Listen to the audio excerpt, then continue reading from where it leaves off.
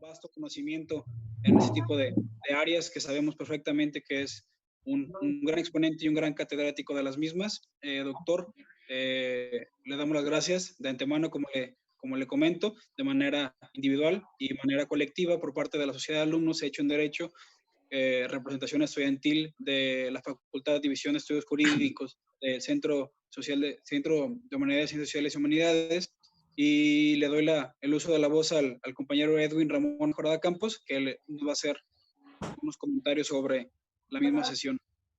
Buenas Gracias, tardes. Alejandro. Buenas tardes a todos y todas. Al igual a usted, doctor, muchas gracias por su participación y a todos por su asistencia. Ahorita, como están haciendo la dinámica, favor de todos y cada uno de los que estén en esta sesión, mandar su nombre completo, grado, turno y su grupo, por favor. Esto con la finalidad de llevar a cabo las constancias. Las constancias se entregarán alrededor entre agosto, a finales de agosto, y así quien no se anote, pues que no sufra algún percance con las constancias. Ahorita le doy el uso de la voz al doctor para dar inicio a esta conferencia. Muchas gracias, Edwin. A todos, buenas tardes.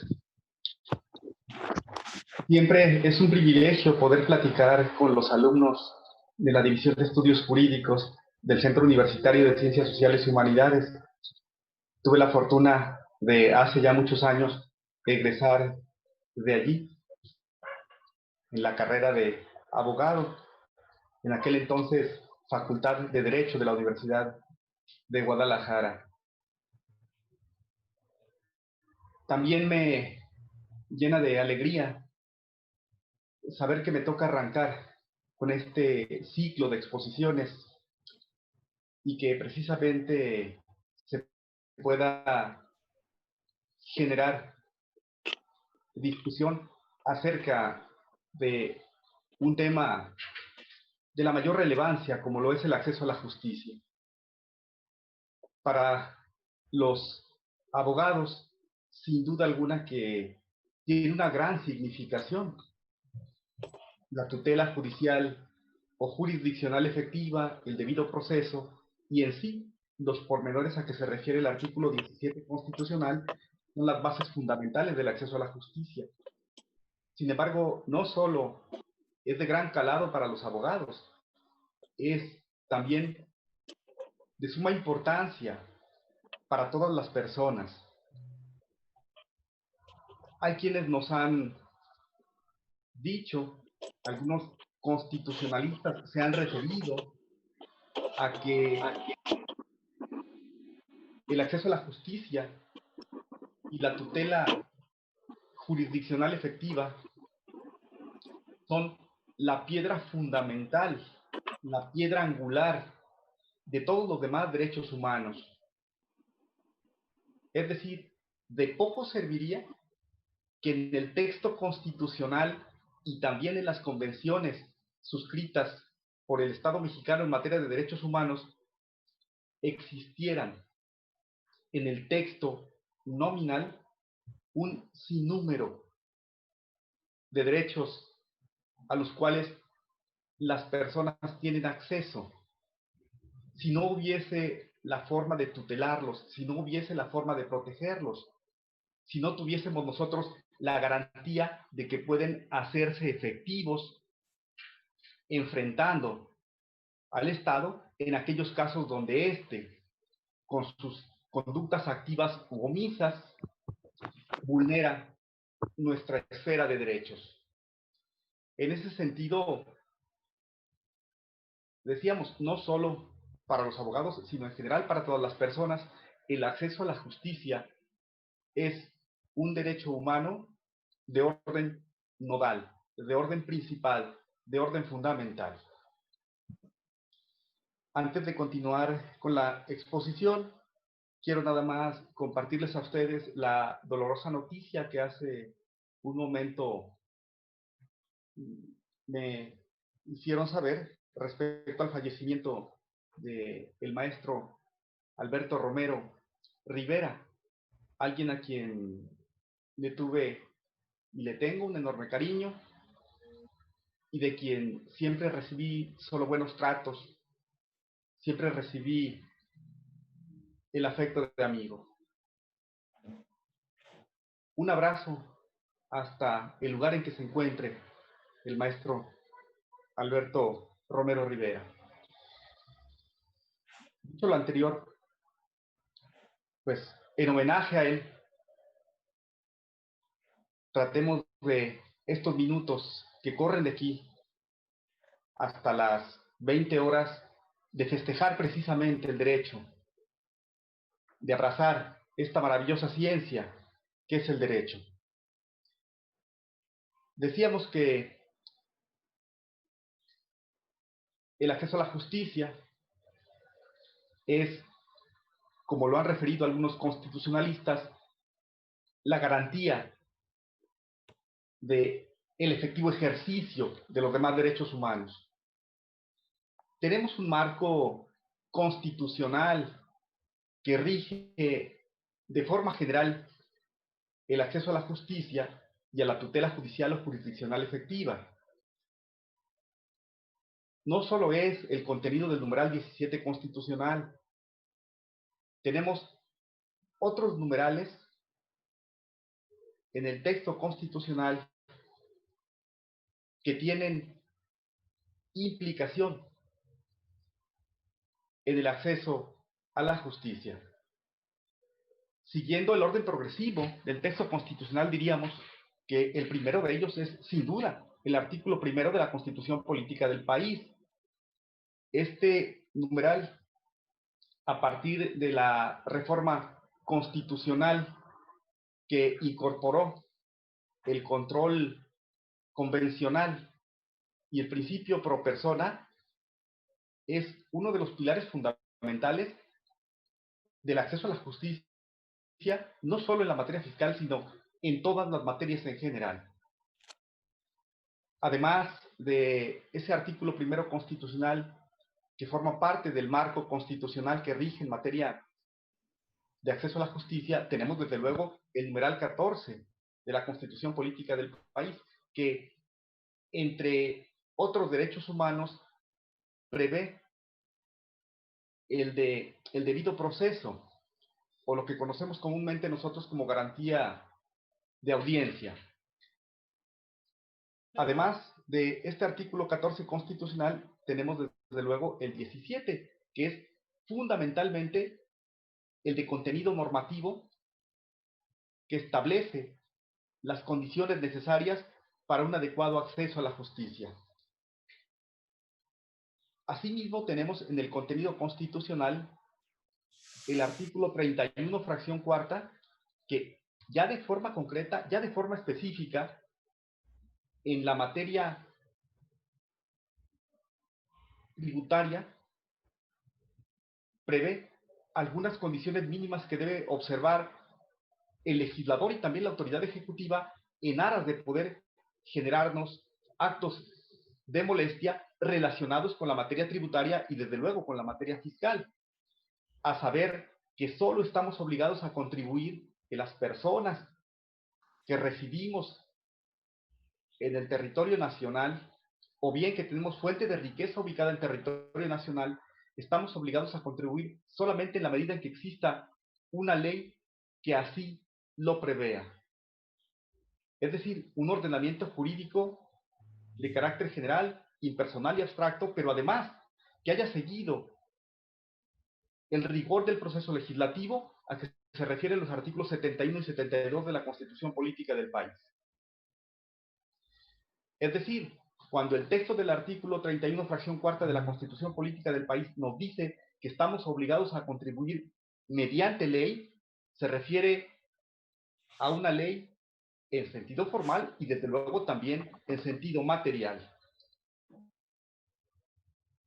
No solo eso, para que se pueda generar ese vínculo de obligación de contribuir, nos dice que tenemos nosotros como derechos que podemos enfrentar al Estado,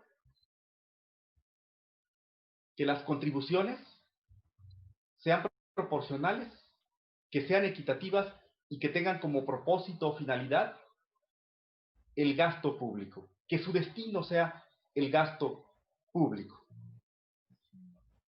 Ahora bien, dentro del contenido constitucional, además de estos numerales a que hemos hecho referencia, tenemos también el artículo 73, fracción 29ª, literal H, y su correlativo 116, fracción quinta, que establecen la posibilidad de que mediante ley se puedan crear tribunales de lo contencioso administrativo.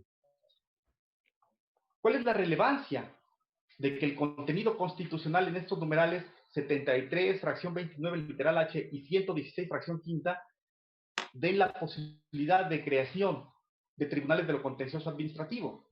Porque son estos órganos jurisdiccionales los que se ocupan de conocer, son los que se encargan del inicio, substanciación y resolución de los juicios contenciosos, administrativos federales o locales. Y es allí, en esos juicios, donde se resuelven los conflictos de naturaleza fiscal, federal o local. Hace unos pocos años se cambió la naturaleza a estos tribunales de lo contencioso administrativo. Originalmente, el primero del que tenemos data, a saber, el Tribunal Fiscal de la Federación, que luego migró a ser Tribunal Federal de Justicia Fiscal y Administrativa, y hoy es Tribunal Federal de Justicia Administrativa, estuvo inserto estructuralmente en el marco del Poder Ejecutivo Federal. Tenía autonomía para decidir en el ámbito de lo jurisdiccional a quién le correspondía el derecho, a saber, tenía absoluta autonomía para emitir sus fallos. Sin embargo, desde el punto de vista presupuestal, desde el punto de vista orgánico, estaba inserto en el marco del Poder Ejecutivo Federal, a saber, en la Administración Pública Federal paraestatal. En cambio, los tribunales de lo contencioso administrativo de las entidades federativas, entre ellas el Estado de Jalisco, estaban insertos en el marco del Poder Judicial. El artículo 67 de la Ley Orgánica del Poder Judicial del Estado establecía la competencia del Tribunal de lo Contencioso Administrativo del Estado, luego Tribunal de lo Administrativo del Estado. A partir de la reforma constitucional, tanto el Tribunal Federal de Justicia Administrativa como el Tribunal de Justicia Administrativa del Estado son órganos constitucionalmente autónomos. Eso quita todo asomo de que eventualmente había injerencia del Poder Ejecutivo en el dictado de sus fallos. Yo les puedo hablar de la experiencia propia. Fui secretario de Estudio y Cuenta del Tribunal Fiscal de la Federación y pude constatar que, en efecto, para la emisión de los fallos, para la emisión de las sentencias, lo único a lo que nos constreñíamos era a los contenidos normativos jurídicos y a la jurisprudencia. Nunca hubo asomo alguno de injerencia por parte del Poder Ejecutivo Federal para decirnos cómo debíamos sentenciar un determinado asunto. Ahora bien, dentro del marco constitucional, además de estos ordenamientos jurídicos previos a que hemos hecho referencia, tenemos también en ese marco normativo constitucional a los artículos 8, numeral 1 y 25 de la Convención Americana sobre Derechos Humanos. ¿Por qué decimos que estos forman parte del contenido constitucional y que por ende se encuentran dentro del marco normativo constitucional? Porque precisamente la reforma al artículo 1 de la Constitución Política del país incorporó a nuestro cúmulo de derechos humanos no solo los establecidos en el texto constitucional, sino también los derechos humanos reconocidos en convenciones internacionales, entre otras, el Pacto de San José. Ahora bien, La Suprema Corte de Justicia de la Nación en jurisprudencia nos dijo que los derechos humanos contenidos en los tratados internacionales suscritos por el Estado mexicano tienen rango constitucional. Se incorporan a la dinámica constitucional con la misma jerarquía de las normas contenidas en la Constitución política del país.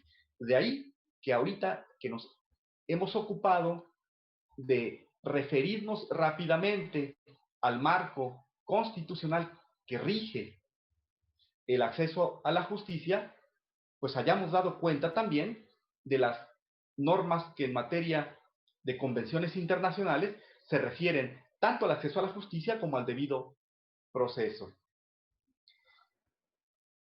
Además de ese marco constitucional, tenemos ordenamientos jurídicos de carácter secundario que vienen a establecer el marco legal que rige la justicia administrativa y entre ella, desde luego, la justicia fiscal en el país. Tenemos, en primer orden, a la ley de amparo. ¿Por qué la ley de amparo si estamos hablando de la materia fiscal? Por una razón sencilla, porque los actos de naturaleza fiscal federal, estatales o municipales pueden ser controvertidos. Es posible que nosotros nos opongamos a su eficacia a través de distintos medios de defensa, entre otros, el que por antonomasia ha prestigiado a los medios de defensa domésticos, el que por antonomasia ha prestigiado a nivel internacional lo que son nuestros juicios, a saber, el amparo. Tenemos también, dentro del marco legal que rige el acceso a la justicia en materia fiscal, a la Ley Orgánica del Tribunal Federal de Justicia Administrativa. Este ordenamiento jurídico básicamente lo que prevé es, en lo que a nosotros nos interesa respecto al acceso a la justicia, la estructura orgánica del tribunal en el ámbito jurisdiccional, su competencia en razón de materia, es decir, de qué asuntos puede conocer, de qué casos se puede ocupar el tribunal, y también la competencia que por razón de territorio le corresponde a cada una de las diversas salas regionales. En aras de la desconcentración de la justicia, fue necesario que para acercarla a los justiciables en cualquier lugar del país, se establecieran salas por distintas regiones. Y en esa medida, atendiendo a las distintas regiones en que se ha dividido el país para efecto de la administración de justicia fiscal en el ámbito federal, es que se han establecido salas regionales. Además de la Ley de Amparo y la Ley Orgánica del Tribunal Federal de Justicia Administrativa, tenemos también, dentro de ese marco jurídico de orden secundario, dentro del marco legal, a la Ley Federal de Procedimiento Contencioso Administrativo. Esta es básicamente el ordenamiento jurídico adjetivo, es decir, la norma que establece los pormenores de cómo es posible iniciar, sustanciar y resolver un juicio contencioso administrativo federal. Un juicio contencioso administrativo federal donde, entre otras materias, es posible que se conozca de una controversia de carácter fiscal federal. ¿Qué otro ordenamiento jurídico, además de la Ley Federal de Procedimiento Contencioso Administrativo, tenemos dentro del marco legal de la justicia federal en el ámbito fiscal? Pues desde luego al Código Fiscal de la Federación. Este ordenamiento jurídico, además de establecer los distintos procedimientos formales o aquellos reconocidos como procedimientos por la jurisprudencia del Poder Judicial Federal, contiene un medio de defensa al alcance de los justiciables en la materia fiscal. Ese medio de defensa es un recurso administrativo, conocido como recurso administrativo de revocación. el recurso administrativo de revocación está contenido en el Código Fiscal de la Federación, en los artículos del 116 al 133G. Y es, le reitero, un medio de defensa a través del cual podemos enfrentar los actos de autoridad fiscal federal. ¿Qué otro ordenamiento jurídico en el ámbito federal tenemos como parte del marco que rige la justicia fiscal y por ende de posibilidad de acceso a la justicia en la materia fiscal? A la Ley Federal de Derechos del Contribuyente. Este es un ordenamiento jurídico realmente nuevo, es un ordenamiento jurídico recientemente incorporado en la dinámica fiscal federal y que básicamente lo que hace es prolongar algunos de los derechos que ya se contienen en el Código Fiscal de la Federación y que son oponibles a las autoridades fiscales federales. En algunos casos, estableciendo beneficios adicionales en relación con los porcentajes de aplicación de sanciones, de aplicación de multas, a los que prevé el Código Fiscal de la Federación.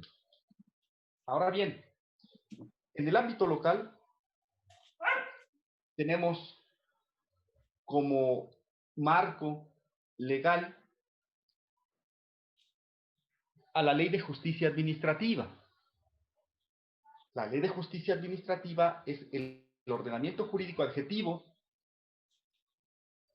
donde se establecen los pormenores de cómo se puede iniciar, sustanciar y resolver un juicio administrativo en el Estado. En los juicios administrativos en el Estado, entre otras cosas, se dilucidan los juicios de naturaleza fiscal, estatal y municipal. Además de ese ordenamiento adjetivo que es la Ley de Justicia Administrativa, tenemos a la Ley Orgánica del Tribunal de Justicia Administrativa del Estado, con dos aspectos que son importantes: el de su competencia en razón de materia prevista en su artículo 4 y el de su competencia en razón de territorio prevista en los artículos 1 y 3 de ese ordenamiento jurídico.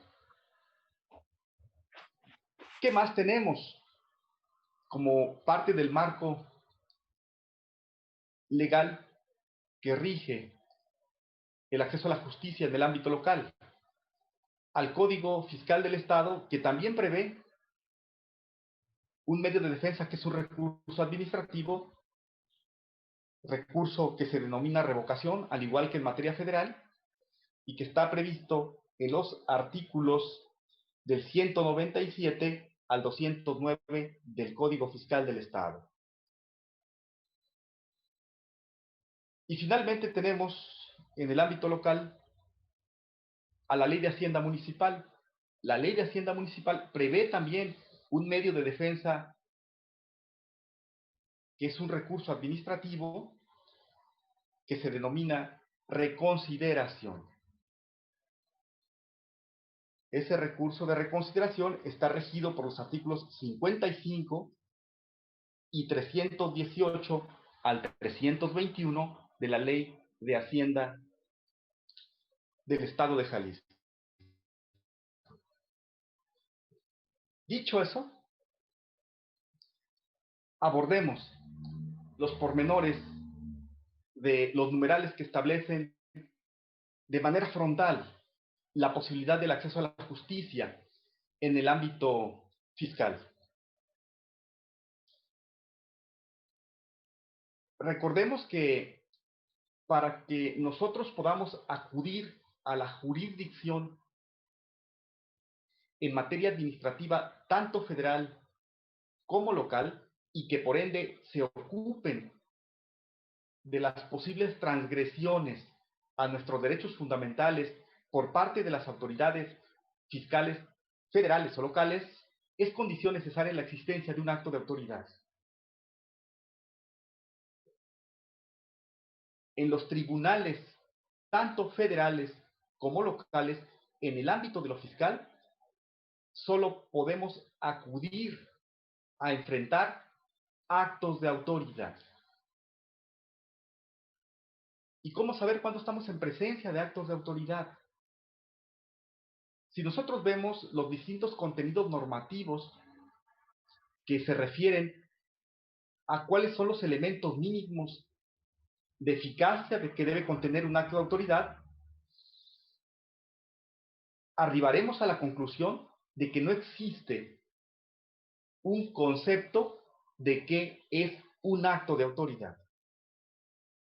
Las normas básicamente nos dicen qué requisitos deben cumplirse para que esos actos se consideren válidos, pero no nos dicen cuándo estamos en presencia de un acto de autoridad.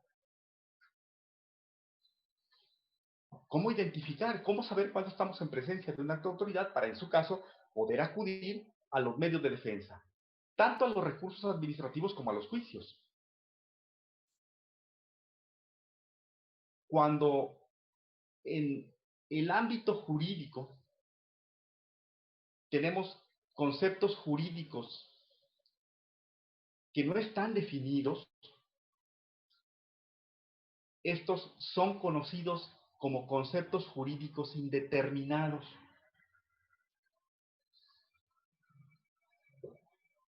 Y el artículo 14 de la Constitución Política del país nos dice cómo es posible que nosotros podamos desentrañar un contenido normativo que se refiere a un concepto jurídico indeterminado.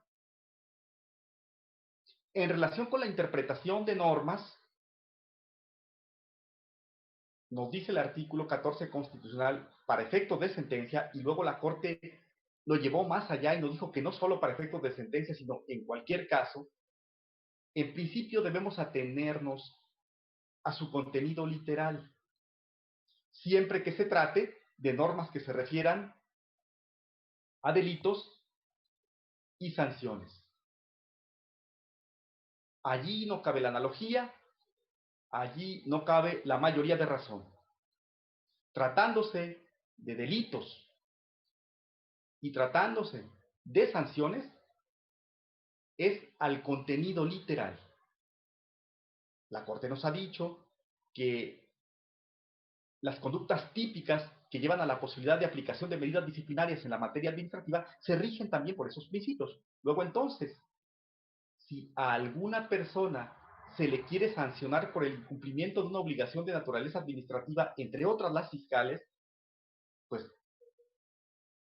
acogiéndonos al contenido normativo del artículo 14 de la Constitución Política del país, necesariamente esa conducta deberá ser típicamente descrita por la norma y deberá existir también, en términos literales, una sanción aplicable para esa conducta desplegada. Ahora bien, se hace cargo el texto constitucional de que no es posible que invariablemente todas las normas, a partir de su literalidad, puedan definirnos conceptos. Y entonces nos da las siguientes fórmulas. Nos dice, siempre que se trate del orden civil, y cuando el texto constitucional hace referencia al orden civil, es en discriminación del orden penal. Orden civil versus orden penal. En el orden civil, por ende, caben, desde luego, la materia civil, la materia administrativa, la materia mercantil, la materia laboral, la materia agraria. Todo lo que no es penal es civil. Y ahí nos da una fórmula interesante. Nos dice, en el orden civil, en principio, acude a la letra para desentrañar un conflicto, para resolver un conflicto, acude al contenido normativo. Si el contenido normativo no alcanza, entonces acude a su interpretación jurídica.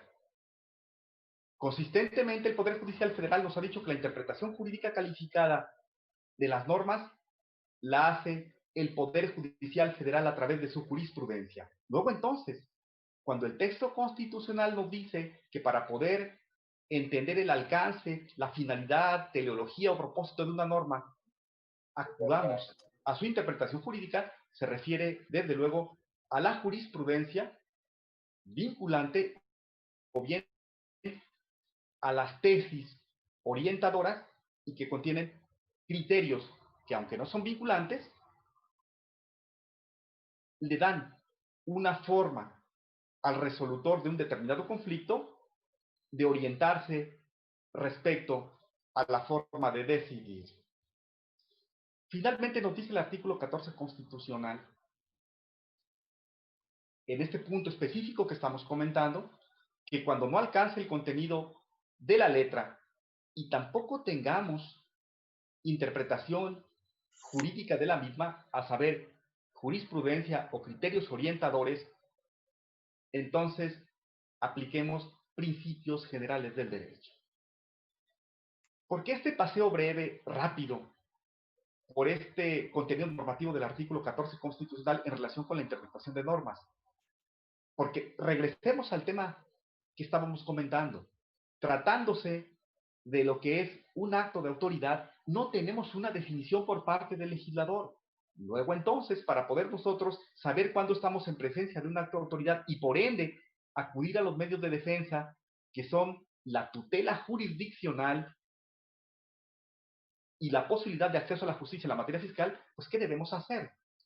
Si no tenemos definición, si no tenemos concepto por parte del legislador, entonces habrá que acudir a su interpretación.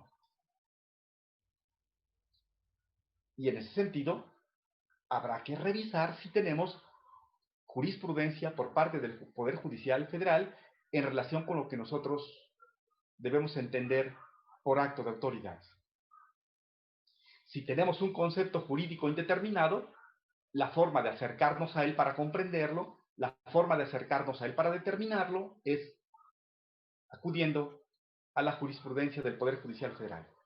Y allí, la segunda sala de la Suprema Corte de Justicia de la Nación fijó jurisprudencia estableciendo de forma temática cuáles son los requisitos mínimos que debe contener un acto para que se pueda reputar, para que pueda ser considerado como de autoridad y, por ende, si es de autoridad fiscal, poder acudir a la jurisdicción en busca de nuestro acceso a la justicia. Y nos dijo, para poder identificar cuando un acto es de autoridad, es condición necesaria que provenga del Estado. Alguien podrá pensar, bueno, pero hay actos que no provienen del Estado y el artículo 5 de la vigente ley de amparo nos dice que son de autoridad. El artículo 5, fracción segunda de la vigente ley de amparo nos dice que los particulares también pueden concretar actos como si fuesen de autoridad. Pueden concretar actos de autoridad. Entonces, ¿cómo entender esto? Si por una parte la jurisprudencia nos dice que el acto de autoridad siempre tiene como premisa fundamental el que provenga del Estado, y luego la ley de amparo nos dice que los particulares pueden concretar actos de autoridad. Ah, bueno, esto es sencillo. La propia fracción segunda del artículo 5 de la vigente ley de amparo nos dice que se reputarán de autoridad los actos de los particulares cuando tengan como fundamento, cuando tengan como origen, cuando su génesis esté arraigada en una disposición de carácter general. Es decir, cuando haya un ordenamiento jurídico que invariablemente proviene del Estado, que dote de alguna determinada facultad a ese particular para que pueda desplegar conductas que irroguen afectación en las personas. En ese sentido, es perfectamente armónica la fracción segunda del artículo 5 de la vigente ley de amparo con el contenido de la jurisprudencia de la segunda sala de la Suprema Corte de Justicia de la Nación, que nos dice que el acto de autoridad siempre tiene como premisa fundamental, como requisito sine qua non, el que provenga del Estado. De manera directa, en ocasiones de forma indirecta también, cuando lo concretan los particulares, pero que esos particulares se basan cuando esos particulares despliegan sus conductas a partir de la preexistencia de un ordenamiento jurídico que les da fortaleza pública. ¿Qué otro requisito adicional nos ha dicho la jurisprudencia de la Suprema Corte de Justicia de la Nación que debe concurrir para efecto de que podamos considerar nosotros que estamos frente a un acto de autoridad? Que se dé en una relación de supra-subordinación. Es decir, en esa condición de Estado soberano en relación con el súbdito que es el administrado o el gobernado. ¿Qué otro requisito? Que es imperativo el acto de autoridad.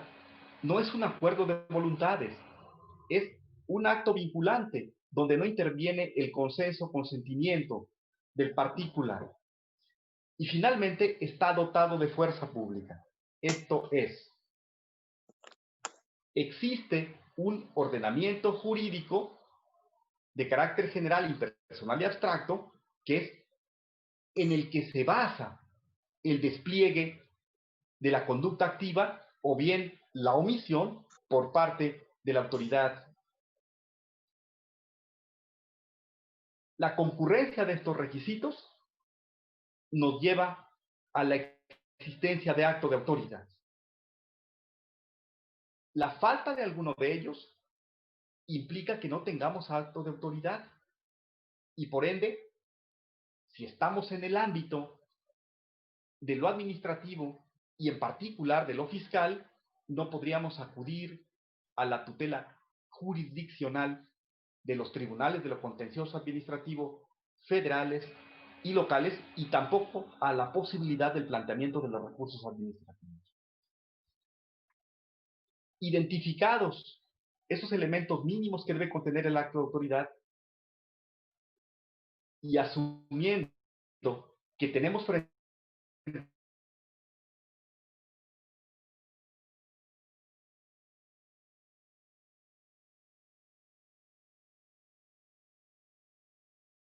a nosotros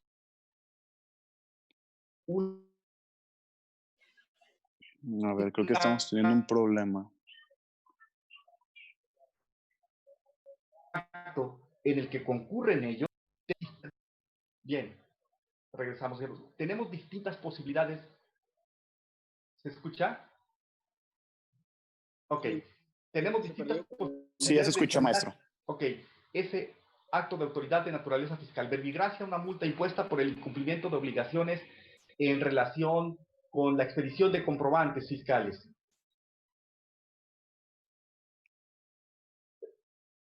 El tiempo es poco, pero para que puedan entender esto a qué me refiero, las personas tienen obligación de expedir comprobantes fiscales por sus operaciones, es decir, si enajenan un bien, si prestan servicios, si otorgan el uso o goce temporal de bienes, tienen obligación de expedir comprobantes. Esa obligación está prevista en los artículos 29 y 29A del Código Fiscal de la Federación. Si la autoridad fiscal federal acude al domicilio de una persona a verificar que esté cumpliendo con la obligación formal de expedir esos comprobantes y se percata que no los expide o bien que los expide sin requisitos, le va a imponer una medida disciplinaria, una multa.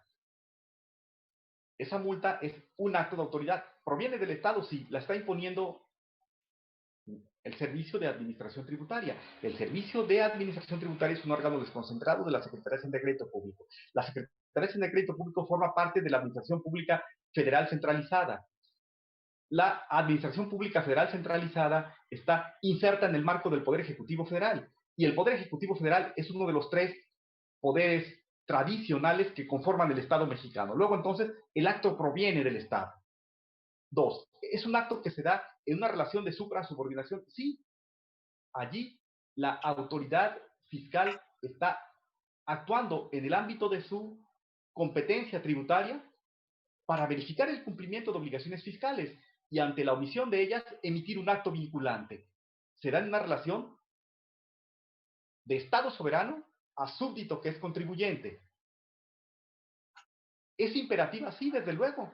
Una vez que la persona comete la infracción porque no expide comprobantes o porque los que expide no reúnen requisitos de ley, desde luego que el Servicio de Administración Tributaria no le pregunta si está de acuerdo en la imposición de la medida disciplinaria. No le dice que se acerque para llegar a un acuerdo y en ese sentido tener un consenso respecto de si en efecto le debe aplicar o no la medida disciplinaria. Una vez que se ha incumplido la obligación formal, se impone la sanción.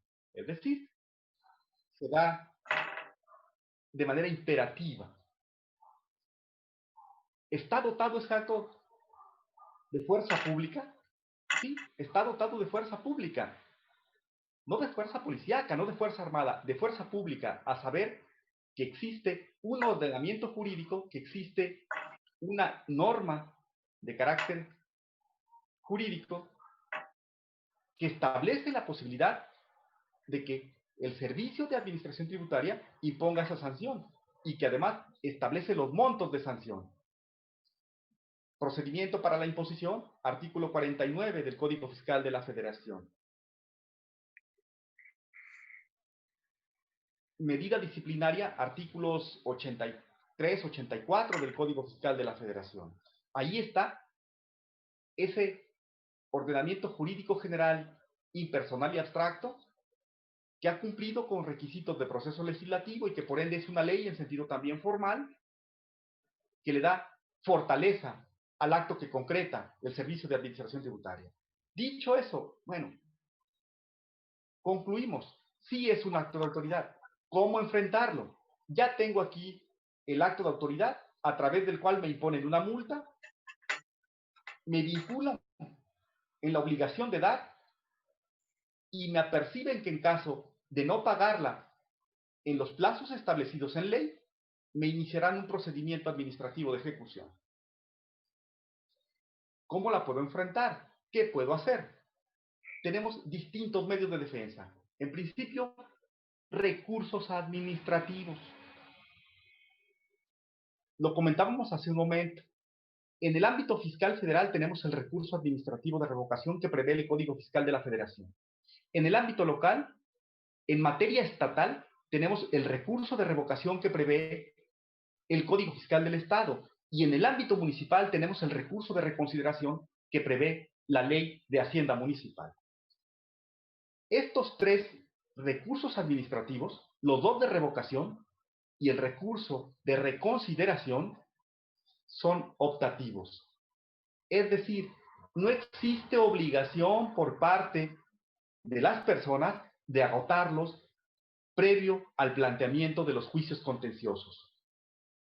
No es un presupuesto procesal que condicione la procedencia de los juicios contenciosos administrativos, tanto federales como locales, el que previamente se interpongan esos recursos. Una de las bondades que tienen estos medios de defensa es que son optativos. Yo puedo decidir por recurrir o bien acudir a los juicios ante los tribunales de lo contencioso administrativo o eventualmente ante los del Poder Judicial de la Federación.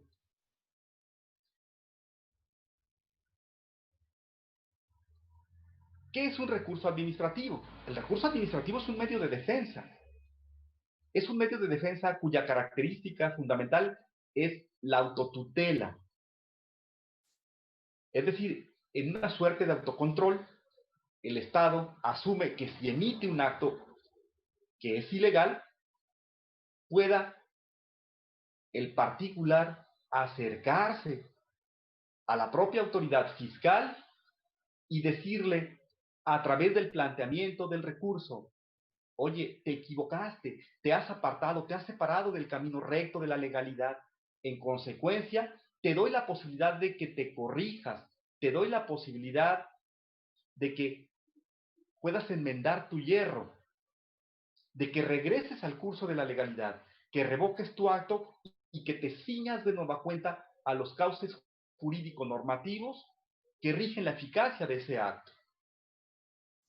Los recursos administrativos son medios de defensa que se interponen ante las autoridades administrativas.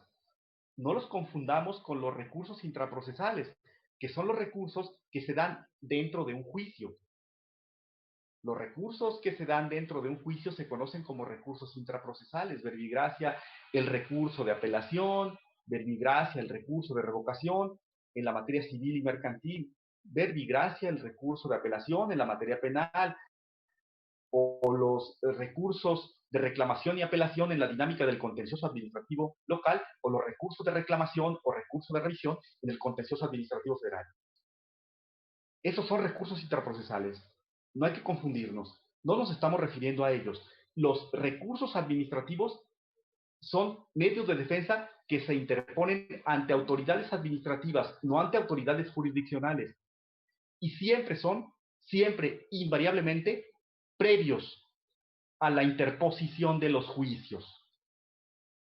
En el caso específico, lo reitero, son optativos. En ese sentido, yo puedo decidir recurrir un acto de naturaleza fiscal, federal o local que me roga afectación o acudir de forma inmediata a los juicios contenciosos administrativos y excepcionalmente al juicio de amparo.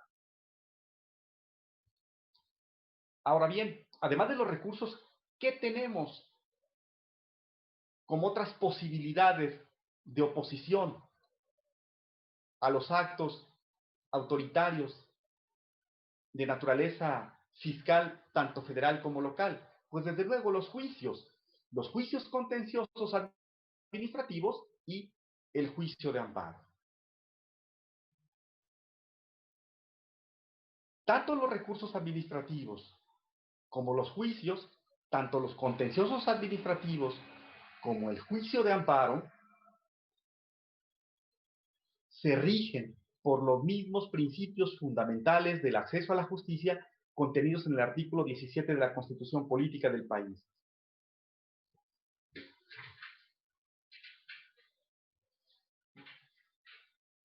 Este numeral nos dice que está proscrito que las personas ejerzamos violencia para reclamar nuestros derechos, que está proscrito que nos hagamos justicia por propia mano, que para eso hay tribunales.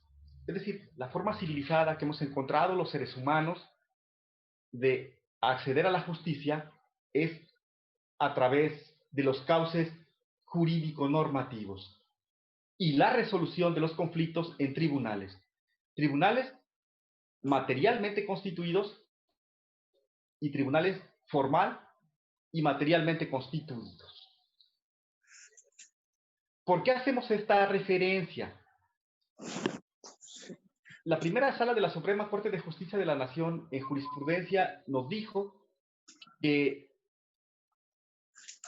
los pormenores a que se refiere el artículo 17 constitucional no solo le aplican a los tribunales, es decir, el que la justicia sea pronta, que sea completa, que sea imparcial, que sea gratuita, no solo le aplica a los tribunales formalmente constituidos, le aplica también a aquellos que materialmente realizan funciones de tribunales. Esto es relevante porque hace un momento les comentaba que tenemos, entre otros, como medios de defensa a los recursos administrativos. Los recursos administrativos, lo reitero, no se plantean ante tribunales, se plantean ante la propia autoridad administrativa. Pero son medios de defensa donde se dice y decide el derecho y, consecuentemente, se ejerce jurisdicción. En ese sentido, cuando una unidad administrativa resuelve un recurso, le aplica el mismo rigor del contenido del artículo 17 constitucional. Es decir, que el acceso a la justicia de la persona debe ser gratuito, debe ser pronto, debe ser completo y debe ser imparcial. Eso, desde luego, si le rige a aquellos que materialmente actúan como tribunales, pues desde luego aquellos que formalmente tienen la característica de tribunales, a saber, los contenciosos administrativos y los del Poder Judicial Federal. Esto es, desde el Pleno de la Corte hasta los juzgados de distrito.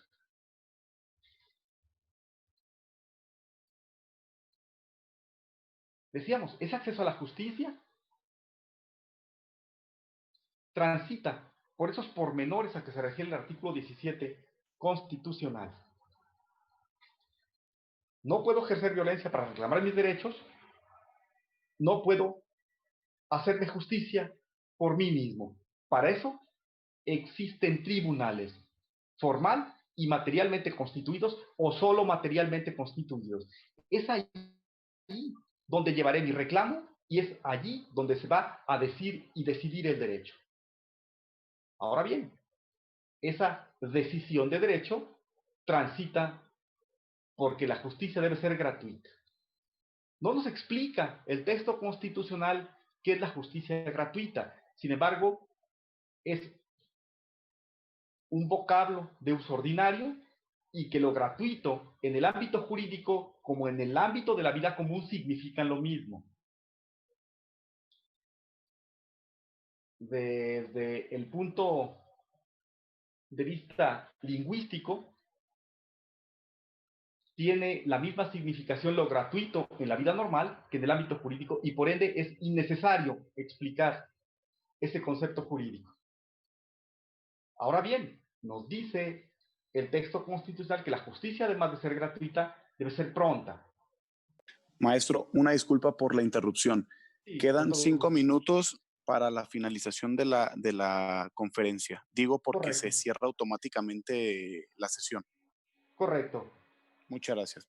Rápido lo comentamos. La justicia pronta consiste básicamente en que los tribunales deben respetar los momentos procesales impuestos por el legislador. Si el legislador prevé que un acuerdo debe emitirse a más tardar en 72 horas después de que es recibida una promoción, necesariamente para que pueda entenderse que la justicia es pronta, el acuerdo debe emitirse en ese plazo de 72 horas. Y si además el legislador dice que una vez que es emitido el acuerdo, se tiene que notificar dentro de las 48 horas siguientes, la única forma de que nosotros podamos entender que se está respetando el acceso a la justicia desde el punto de vista de que esta es pronta, es que en efecto ese acuerdo se notifique dentro de las 48 horas. Cuando no se cumplen con los plazos procesales, cuando no se cumplen con los términos procesales, con la oportunidad establecida por el legislador, entonces se rompe el principio de justicia pronta. ¿Qué es el principio de justicia completa? Que los tribunales tienen obligación de analizar todos los puntos que se han sometido a debate ante el tribunal. Esa es una regla general que tiene un supuesto excepcional. Cuando el análisis de uno de los argumentos pueda llevar al escenario de mayor beneficio, bastará con la ponderación de esto. ¿Qué es la justicia imparcial? Bueno, aquella que se basa fundamentalmente en el rigor objetivo de los elementos de convicción y de los argumentos que se encuentran agregados en el expediente. Cuando no existe por parte de quien emite el fallo correspondiente aspectos subjetivos que puedan llevarlo a un fallo desprovisto de objetividad. Cuando se basa en cuestiones objetivas contenidas en el expediente, cuando son aspectos objetivamente válidos los que se analizan, entonces decimos que estamos en presencia de una justicia imparcial. Y para eso incluso existe la posibilidad, en principio, de que el juzgador se inhiba en el conocimiento, que se excuse si es que existe alguna posibilidad de que su objetividad pueda estar viciada, ya sea por aspectos de parentesco o bien por aspectos de afinidad, a saber, lazos de amistad, lazos de compadrazgo y desde luego los consanguíneos. Ahora bien, si no se excusa del conocimiento, existe la posibilidad de que las partes procesales lo puedan recusar. Es decir, que una vez que existe una causa de impedimento porque se asume que esa persona puede estar viciada en su imparcialidad, las partes procesales puedan recusar. Esos son fundamentalmente los trazos a que se refiere el artículo 17 constitucional en relación con el acceso a la justicia. Hay algo más que en este par de minutos rápidamente comentaré. Este artículo 17 constitucional, en aras del acceso a la justicia, ha posibilitado también la existencia de institutos de justicia alternativa. Consecuentemente, no solo los tribunales formalmente establecidos, aquellos que tienen la característica como tales, pueden administrar justicia. Es posible que nosotros tengamos acceso a ella a través de la justicia alternativa, ¿sí? ¿Qué otra cosa se prevé ahí? La creación de institutos de defensoría para que aquellas personas que no tienen capacidad económica para pagar los servicios de un abogado puedan acceder a estos a través de los institutos de defensoría, que tienen además, en algunos casos, asesores que se encargan de materias diversas de la materia penal. Muy de Doctor, manera general, para no sí, cerrar hemos concluido. abruptamente, creo que ya se va a acabar el tiempo de la sesión. Si gusta y no le molesta, creo que podemos hacerlo llegar las preguntas. No sé si nos pueda proporcionar algún número, yo se los hago llegar a los compañeros para de ahí de esa forma Con todo poder gusto. solventar las dudas que se tengan. Le damos las gracias, Con doctor, todo gusto. y una disculpa por el tiempo. No hay problema, yo entiendo. Así son las complicaciones con los tiempos. Al contrario, muy agradecido. Que tengan una buena noche. Gracias, maestro. Que tengan buena noche. Muchas gracias por todo. Al contrario, hasta luego. Bonita noche, doctor.